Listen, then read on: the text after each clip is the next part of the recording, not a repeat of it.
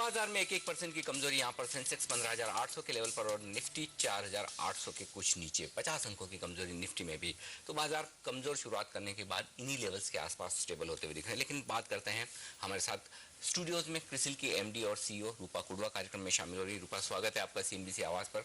सबसे पहले बात करेंगे आपके एक्विजिशन पर जो आपने शुक्रवार को अनाउंस किया है कि इंग्लैंड की एक फर्म को आप अक्वायर करने जा रही हैं। बताइए इस एक्विजिशन के पीछे क्या मकसद है और किस तरह की सिनर्जीज आपकी होंगी, कितना इन्वेस्टमेंट वहां पर होगा? बेसिक जो ऑब्जेक्टिव है कोएलिशन एक्विजिशन का ऑब्जेक्टिव जो है that is to expand our service offerings.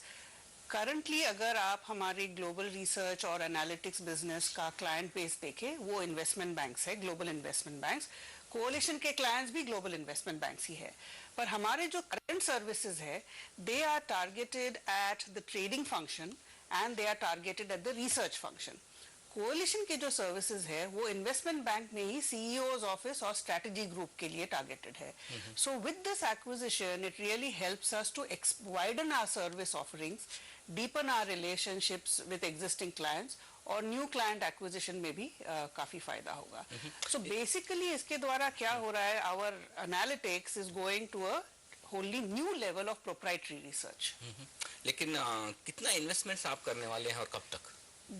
जो पेमेंट स्ट्रक्चर है इट इज 29 मिलियन पाउंड्स और around 250 crores, that is the maximum payment.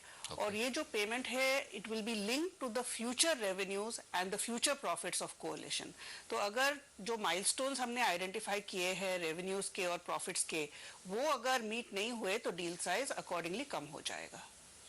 लेकिन जिस तरह से रेटिंग एजेंसीज इस वक्त फोकस में है और क्या आपको लगता है क्रिसिल अब इंडियन ऑपरेशंस के अलावा ग्लोबली काफी एक्सपांड करने के मूड में है? किस तरह का आपका स्ट्रेटेजी और प्लानिंग है? हमारा स्ट्रेटेजी काफी सालों से रहा है कि हम अपना पोर्टफोलियो डाइवर्सिफाई करें। अगर आप हमारी रेवेन्यू प्रोफाइल आज देखें तो exactly 50% of our revenues India के बाहर से आते हैं और आधे रेवेन्यूज विद इन इंडिया आते हैं। रेटिंग्स बिजनेस जो है वो अभी 1/3 ऑफ आवर टोटल पोर्टफोलियो है। ये डाइवर्सिफिकेशन जो हमने पिछले 5-7 सालों से किया है ये कॉन्शियसली किया है, क्योंकि हमारा बिलीफ है कि in order to be truly independent in your rating opinions, it is important to be financially strong and have other sources of revenue which are non-conflicting with the ratings business। तो हाँ, आपका जो conclusion है कि क्रिसिल काफी diversified है वो correct conclusion है।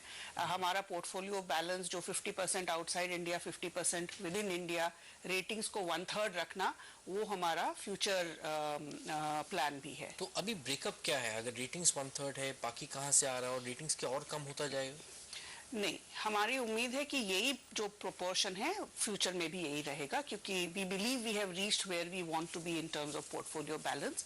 सो 55% जो रेवेन्यूज इंडिया के बाहर से आता है that comes from our global research and analytics business, where we are providing equity research, fixed income research and risk analytics for the trading division to investment banks all over the world।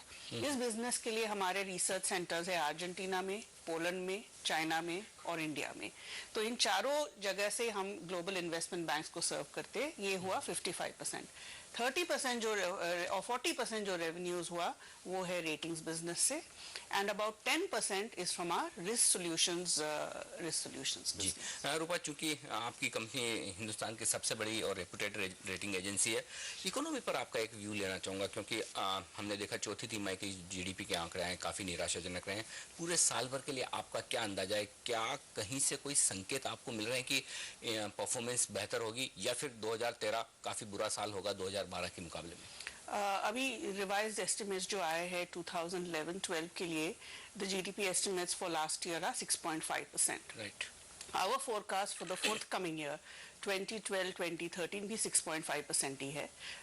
आज हमारा नया forecast release होने वाला है। Economy के लिए देखिए short term challenges है और लॉन्ग टर्म इश्यूज भी है।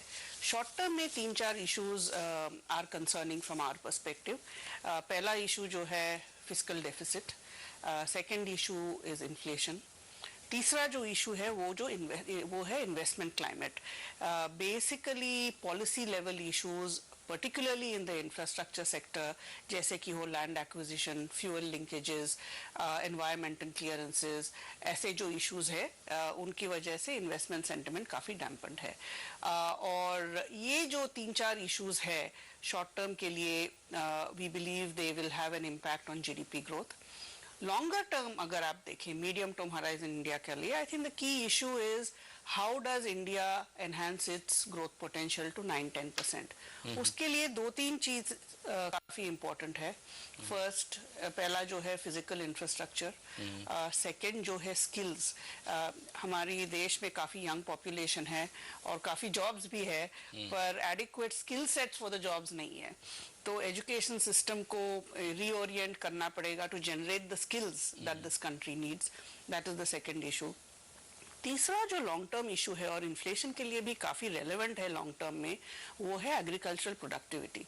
अगर आप बहुत सालों से देखें, इंडिया में एग्रीकल्चरल प्रोडक्टिविटी बढ़ी नहीं है और उससे सप्लाई साइड इश्यूज जनरेट हो रहे हैं एग्रीकल्चर में, जो इन्फ्लेशनरी प्रेशर्स को बढ़ाते हैं, पर्टिकुलरली प्रोटीन्स के एरिया में, whether you look at pulses or poultry, eggs, fish and things like that.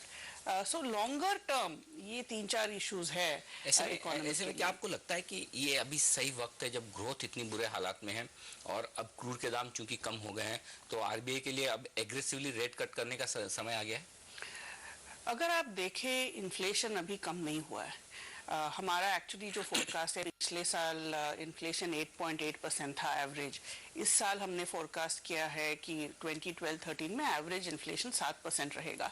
7% number भी काफ़ी हाई है और आरबीआई के कंफर्ट लेवल से भी काफ़ी it's much higher. Yes. So we believe that there is limited, from an inflationary perspective, there is limited potential for rate cuts. हाँ, crude prices कम हुए हैं globally, पर करेंसी वीक है। अभी अगर आप देखें तो electricity prices revision is something that is necessary. Agricultural minimum support prices हमारे ओपिनियन में रेज किए जाएंगे। All these also contribute to inflationary pressures. Market एक और चीज देखता है, वो है फिस्कल डेफिसिट। वो आप कहाँ पर देख रहे हैं? क्योंकि आपने बताया कि इन्फ्लेशन आप 7% पे देख रहे हैं, जीडीपी आप 6.5% पे देख रहे हैं, फिस्कल डेफिसिट कहाँ देख रहे हैं? तो अगर जीडीपी ग्रोथ कम हुआ, उसका नेचुरल फॉल आउट ये होता है कि गवर्नमेंट के रेवेन्यूज भी कम होंगे, टैक्स कलेक्शंस कम होंगे।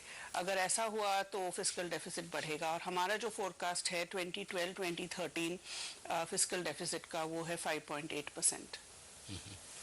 शुक्रिया रूपा, आपका CNBC आवाज़ के लिए वक्त निकाल कर अपनी राय देने के लिए, साथ ही आपके एक्विजिशन के लिए बहुत बहुत शुभकामनाएं। तो ये थी देश की जानी मानी और सबसे बड़ी रेटिंग एजेंसी क्रिसिल की MD और CEO रूपा कुडरा, जिनका मानना है कि अब भी चिंताएं काफ़ी है, लेकिन कुछ कदम उठाने होंगे जिसके चलते यहाँ पर इकोनॉमी में थोड़ा सुधार आता हुआ नजर आए। इन्फ्लेशन पर रहेगी फिलहाल नजर। लेंगे एक ब्रेक के बाद हमारे साथ